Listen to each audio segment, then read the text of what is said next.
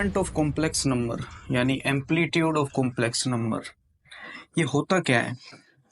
हम एक complex plane बनाएंगे, ठीक है। ये इमेजिनरी एक्सिस, ये रियल एक्सिस यानी एक्स और वाई।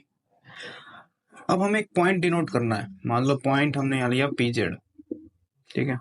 ये ओरिजिन है आपका। अब इस ओरिजिन से इस पॉइंट जेड तक हम एक लाइन खींचे, सीधी खींचते हैं, टेढ़ी हो गई, ठीक है।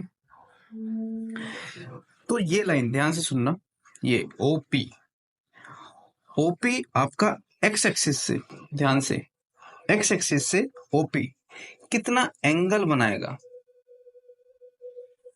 एक्स एक्सिस से, पॉजिटिव एक्स एक्सिस से ओपी कितना एंगल बना रहा है, मतलब एक एक्स एक्सिस से कितना उठ के जा रहा है, उठा है, यहां से कितना उठा है, ठीक है। यहां होता तो इतना उठता, यहां होता, यहां उठता, 90 पे उठता, फिर इधर, फिर इधर, फिर पूरा घूमता।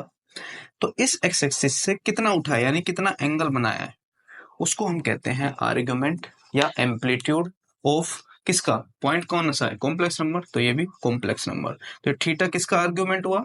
कॉम्प्लेक्स नंबर का। इसको निकालने का बहुत आसान तरीका है, ध्यान से अगर हम देखें, इसको ज्वाइन करते हैं हम लाइनों को जरा एक दो बार। ये आपने एक्स एक्सिस से ड्रॉ कर दी यहाँ से लाइन, यहाँ से हमने वाई एक्सिस से ड्रॉ कर दी लाइन।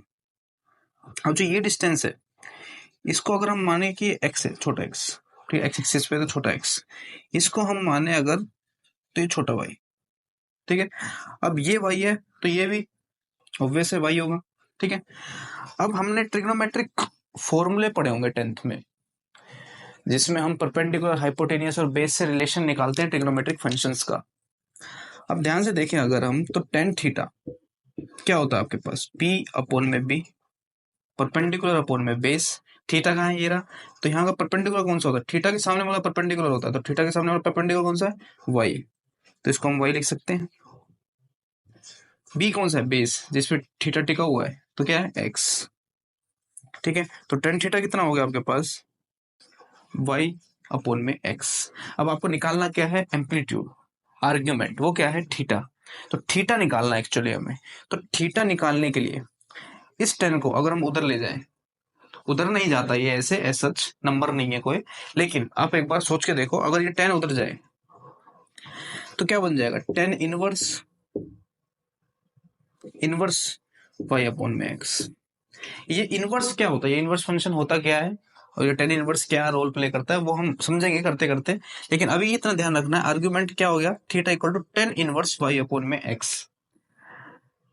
अभी 10 इनवर्स क्या है कि देखो, अगर हम एंगल डालते हैं, कोई डिग्री डालते हैं, 1030 डिग्री, तो एक न्यूमेरिकल वैल्यू आती है आपके पास।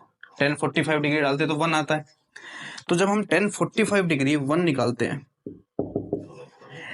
इनवर्स फंक्शन इसका उल्टा करता है, न्यूमेरिकल वैल्यू को डिग्री में निकालता है, एंगल निकालता है, मतलब वैल्यू से एंगल निकालता है। फंक्शन क्या कर रहा था? एंगल से वैल्यू निकाल रहा था, ये वैल्यू से एंगल निकालेगा। कैसे? अगर हम 10 इनवर्स यहां लगाए तो 10 इनवर्स 1, तो 10 की टेबल में 1 कब आता है? 45 डिग्री पे। तो 10 इनवर्स 1 कितना हो गया? 45 डिग्री। तो 10 इनवर्स का काम इतना ही है कि जो भी नंबर है उसको उसके एंगल पे मैप करना, मतलब जो नंबर यहाँ आएगा वो कौन से एंगल पे आता है, 30 पे आता है, 0 पे आता है, 15 पे आता है, 16 डिग्री पे आता है, कौन सी डिग्री पे आता है, तो वो निकालता है। जो फंक्शन ट्रिग्नोमेट्रिक फंक्शन करता है उसको उल्टा इनवर्स फंक्शन करता है, तो 10 इनवर्स वो काम करता है। आई होप समझ में आया होगा आपको ये बात। तो ये है argument amplitude of complex number.